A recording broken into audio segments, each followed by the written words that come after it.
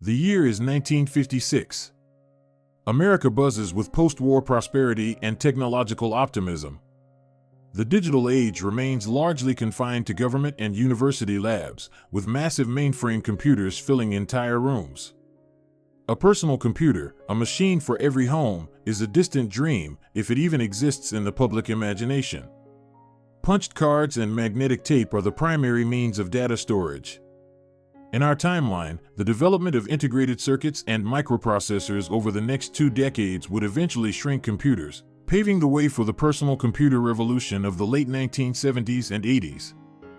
But what if, at this critical juncture, a different form of computing, one that prioritized physical interaction and immediate, tangible results, had gained dominance?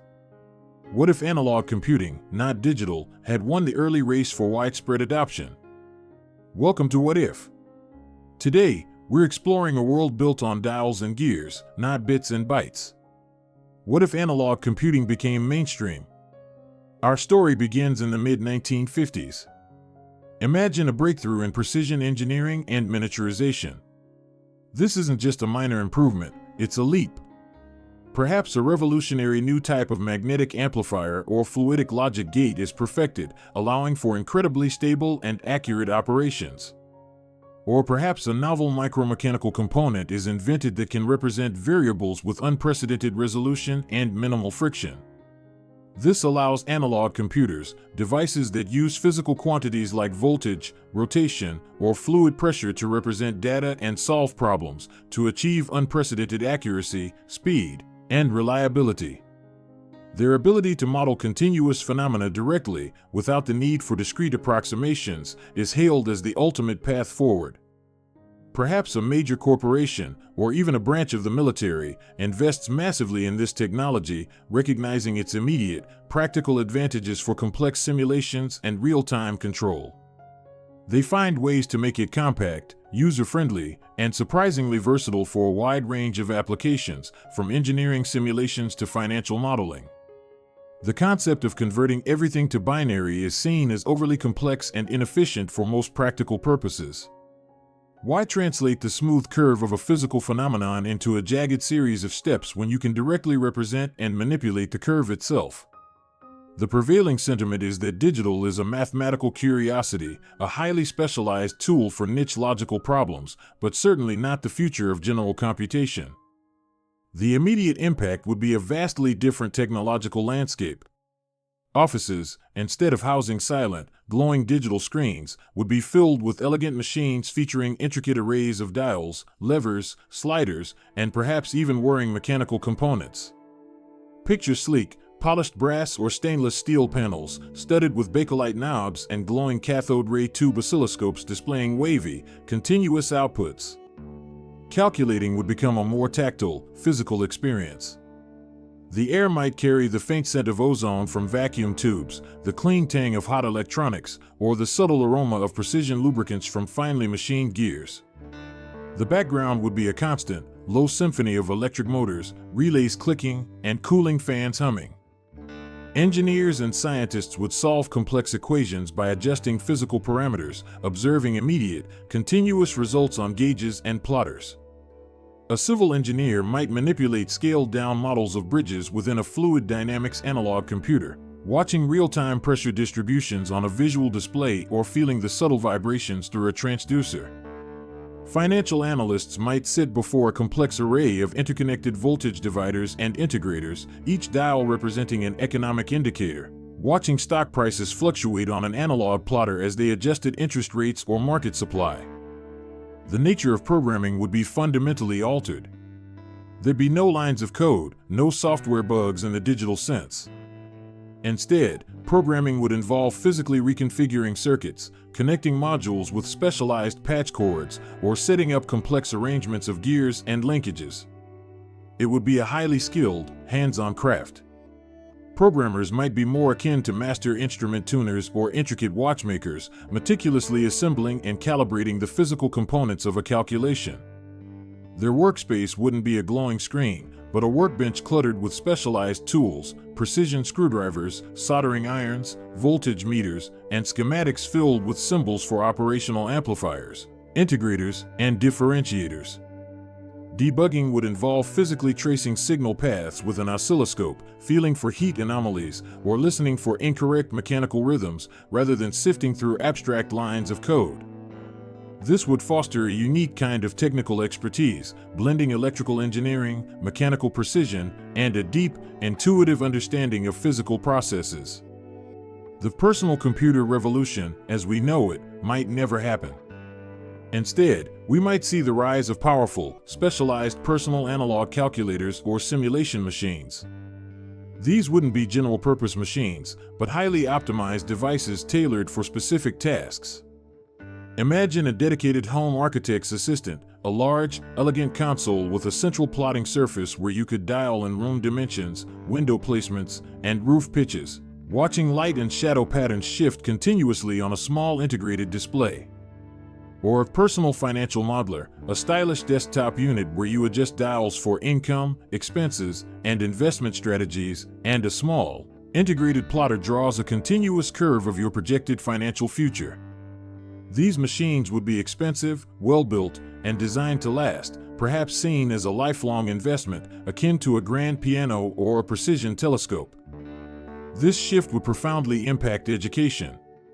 Universities would have vast engineering departments specializing in analog circuit design, precision mechanics, and control systems. Computer science departments, if they existed, would be small, esoteric niches focused on abstract mathematical logic. Students would spend countless hours in labs, learning to solder intricate connections, calibrate sensitive potentiometers and differential gears, and understand the flow of electrical currents, hydraulic pressures, or mechanical torques as they directly represent mathematical operations. The art of troubleshooting would involve physical inspection, multimeter readings, specialized oscilloscopes displaying continuous waveforms, and perhaps even a keen ear for unusual mechanical sounds, rather than sifting through abstract log files or code. Apprenticeships in precision instrumentation and analog computation would be highly sought after. Maintenance and repair would also take on new dimensions. A computer technician would be a highly skilled artisan, capable of disassembling complex machinery, identifying worn-out gears, leaky fluidic pathways, or faulty vacuum tubes, and meticulously recalibrating an entire system to within minuscule tolerances. Regular preventative maintenance, oiling, cleaning, recalibration, and component replacement would be crucial, making these machines truly valuable, almost heirloom-like, pieces of equipment. The concept of software updates would be replaced by hardware upgrades or system recalibrations. Culturally, the influence of analog computing would be distinct. There might be a greater appreciation for the elegance of mechanical and electrical engineering. The skills of precision adjustment and fine-tuning would be highly valued, celebrated as a form of intellectual craftsmanship. Science fiction might explore themes of perfectly simulated realities achieved through vast, interconnected analog systems, or the philosophical implications of continuous, rather than discrete, data and consciousness. Our world might feel more real, less abstract, less defined by the invisible flow of binary code. The aesthetic would lean towards visible complexity and mechanical beauty, influencing everything from industrial design to art. In music, analog synthesizers would reign supreme. Their continuously variable waveforms and rich, organic sounds would define popular music genres. Musicians might program their instruments by adjusting intricate arrays of knobs, sliders, and patch cables, creating unique sonic textures that feel alive and responsive. Electronic music would be a highly physical, improvisational art form. Similarly, visual art might embrace kinetic sculptures that also perform complex calculations, or elaborate light organs whose colors and patterns shift with continuous, analog control signals. The very act of creation would be inherently tactile. For entertainment in the home, without digital gaming, complex electromechanical arcade machines and advanced pinball tables would be the cutting edge. Board games might evolve to incorporate elaborate analog calculation mechanisms. Television and film would be based on highly advanced analog recording and transmission technologies, perhaps achieving incredibly high fidelity, but lacking the ease of digital manipulation and special effects.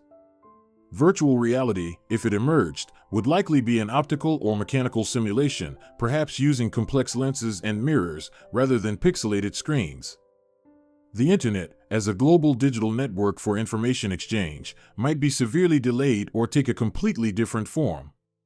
Without ubiquitous digital computers, the underlying infrastructure for packet switching and data transmission would be less developed. Global communication would rely on highly advanced, meticulously maintained analog systems. Instead of discrete data packets, the world would communicate via highly modulated analog signals sent over vast networks of copper lines, microwave relays, and undersea coaxial cables. Global analog communication hubs would emerge, massive facilities resembling vast telephone exchanges combined with power plants. These hubs would be filled with complex signal amplifiers, converters, and intricate routing switchboards managed by teams of skilled engineers and operators. Sending a complex data file, perhaps a detailed architectural rendering, a dynamic financial model, or even a high-fidelity analog video stream across continents wouldn't involve instantaneous downloads, but rather a dedicated transmission session. The analog output of one machine would be carefully fed into a high-fidelity transmission system sent across the globe and received by another analog computer configured to interpret that specific signal. This might be a slower, more deliberate process, with dedicated time slots reserved for large data transfers, akin to booking a long-distance phone call in our 20th century.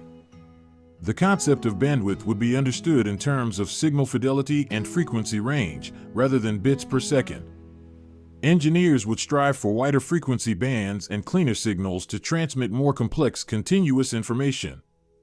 However, the inherent challenges of analog signals would be constant: signal degradation over distance, noise introduction from external interference, electromagnetic, thermal, and the crucial lack of robust, self-correcting error correction.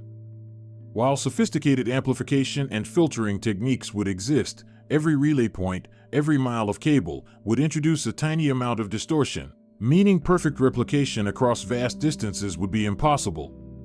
Information transmitted would always carry a subtle analog fingerprint of its journey. This reality would mean a fundamental difference in how information is accessed and consumed. There would be no global search engine as we know it, instantly indexing billions of discrete documents.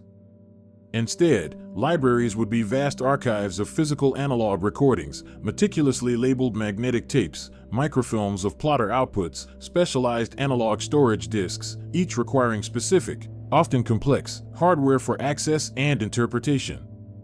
Information retrieval might involve physically mounting a tape or disk, calibrating a playback machine, and then monitoring its continuous output.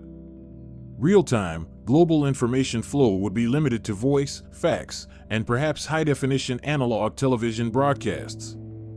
The ease of digital information replication, Control+C, Control+V, would be a foreign concept. Instead, copying data would involve complex analog-to-analog duplication processes, perhaps akin to creating a perfect physical mold, precisely recording an electrical signal onto another tape, or even rerunning a simulation with identical physical settings. This could make information seem more precious, less ephemeral, and perhaps more localized and curated due to the challenges of perfect, instantaneous, global replication and transmission. Beyond specialized machines, analog computing's influence would permeate daily life. Your automobile wouldn't have a digital dashboard or a GPS. Instead, it would feature a beautiful array of mechanical gauges for speed, RPM, and fuel, perhaps with an analog navigation system involving mechanical maps that scrolled as you drove, guided by gyroscopes and odometers, or rudimentary radio beacon triangulation. Complex engine management might be handled by intricate fluidic logic systems, constantly optimizing fuel-air mixtures based on continuous sensor inputs. Household appliances would be marvels of electromechanical engineering. Your refrigerator wouldn't have a digital temperature display but a robust mechanical thermostat and an analog dial for precise cooling. Your oven would feature highly accurate spring-driven timers and bimetallic strip temperature regulators. Even your washing machine would likely have a complex system of cams, levers, and water pressure sensors to control its cycles, a symphony of clicks and whirs.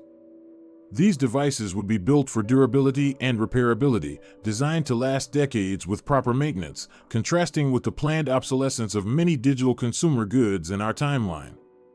Shopping and banking would feel more grounded. Financial transactions would likely involve physical ledgers, complex mechanical calculators in banks for interest computations, and perhaps analog credit verification systems that transmit modulated signals to check account balances without ever converting them to discrete numbers. The concept of online shopping or instant digital payments would be alien. Transactions would be physical, direct, and require more human interaction and trust in the physical integrity of systems. Even everyday gadgets would reflect this analog philosophy. A personal camera would be entirely mechanical, relying on clockwork precision for shutter speeds and intricate lens mechanisms. Your watch would be a masterpiece of miniature gears and springs. The feel of these analog gadgets, their weight, the tactile feedback of their controls, the audible hum of their operation, would be an integral part of their appeal. They would be less about abstract interfaces and more about direct, physical interaction. There might be a sense of greater durability, a pride in ownership of finely crafted instruments that could be repaired and passed down through generations. In a world where analog computing is king, medical diagnostics, treatment, and research would be profoundly shaped by continuous data and physical models. Hospitals would be filled with sophisticated analog monitoring systems. Instead of digital readouts, nurses would monitor patient vitals like heart rate, blood pressure, and respiration using intricate arrays of gauges, continuous plotters, and auditory feedback from modulated signals. An electrocardiogram, ECG, would produce a real-time, highly detailed, continuous waveform on a specialized oscilloscope or plotter, allowing cardiologists to visually interpret subtle nuances in heart function. Advanced diagnostic tools would lean heavily on analog signal processing. While MRI and CT scans as we know them might not exist, incredibly sophisticated ultrasound machines capable of generating high-resolution, continuous wave images would be common. X-ray technology would be perfected, with analog computers used to process and enhance image fidelity, perhaps even enabling real-time fluoroscopic displays for complex procedures. Surgical planning might involve creating precise, physical fluidic or mechanical models of a patient's organ, allowing surgeons to simulate procedures by manipulating physical parameters on the model, observing the immediate, continuous results before ever making an incision. Drug discovery and development would rely heavily on analog biochemical simulators. Researchers would build complex analog circuits or fluidic systems that mimic the chemical reactions and pathways within the human body, allowing them to test drug interactions and observe continuous effects without resorting to discrete molecular simulations. This might lead to a more intuitive, yet potentially slower, process for discovering new pharmaceuticals. Patient treatment could involve highly precise analog drug infusion pumps, delivering medication in a perfectly continuous, titrated flow based on real-time patient physiological feedback. Prosthetics would be biomechanical marvels, controlled by subtle, continuous bioelectrical signals from nerves and muscles, perhaps offering a more natural and fluid movement than early digital counterparts. The landscape of warfare and intelligence would be radically different. Weapon systems would be masterpieces of analog precision. Artillery batteries would use complex analog fire control computers, incorporating ballistics, wind speed, fed from analog sensors, and target motion to continuously adjust gun elevation and traverse. Naval guns would be guided by intricate gyro-stabilized platforms linked to mechanical integrators. Early missile guidance systems, like a highly refined V-2, would rely on incredibly precise mechanical gyroscopes and accelerometers, their continuous outputs fed into analog computers to correct flight paths. The concept of a smart bomb might involve an onboard analog computer continuously calculating impact trajectories and adjusting control surfaces based on real-time observations from optical or radar sensors. Intelligence gathering would pivot from cybersecurity to signal analysis and physical infiltration. Signal intelligence, SIGINT, would be dominated by highly skilled operators using sophisticated analog receivers, spectrum analyzers, and demodulators to listen to, interpret, and analyze continuous analog communications. Their expertise would lie in discerning subtle patterns, distortions, and nuances in intercepted signals. There would be no cyber warfare as we know it, but espionage would involve physical infiltration of enemy communication hubs, the theft of sensitive analog schematics, or the sabotage of precision analog components to introduce subtle, undetectable errors. Code breaking would rely on complex electromechanical analog machines designed to search for patterns and statistical anomalies in continuous signals rather than brute-forcing discrete keys. Secure communications would depend on highly advanced analog scrambling techniques, sophisticated noise generators, or the meticulous use of physically manufactured one-time pads. Command and control centers would be vast, physical war rooms. Generals would oversee battles using massive, real-time analog display boards, flight paths of aircraft represented by continuous light traces on large plotters, enemy movements tracked by physically moving markers controlled by operators receiving real-time analog feeds from reconnaissance aircraft or sensor networks. Tactical decisions might be informed by running rapid battlefield simulations on large-scale analog computers, observing potential outcomes as continuous curves and trajectories, rather than discrete probabilistic models. The emphasis would be on immediate, intuitive understanding of dynamic situations rather than processing vast quantities of numerical data. The organization and management of cities would be deeply integrated with analog control systems. Traffic control would be a prime example of continuous feedback. Large analog computers in central control rooms would monitor traffic flow via networks of road sensors, pressure plates, magnetic loops detecting vehicle presence, continuously adjusting traffic light timings at intersections based on real-time vehicle density and flow rates. Imagine a large, illuminated city map with glowing lines representing traffic lanes, whose brightness or color continuously changes to reflect congestion, guiding human operators. Power grids would be managed by massive analog control centers. Highly sensitive analog sensors throughout the grid would monitor voltage, current, and frequency, feeding into complex electrical networks with analog feedback loops.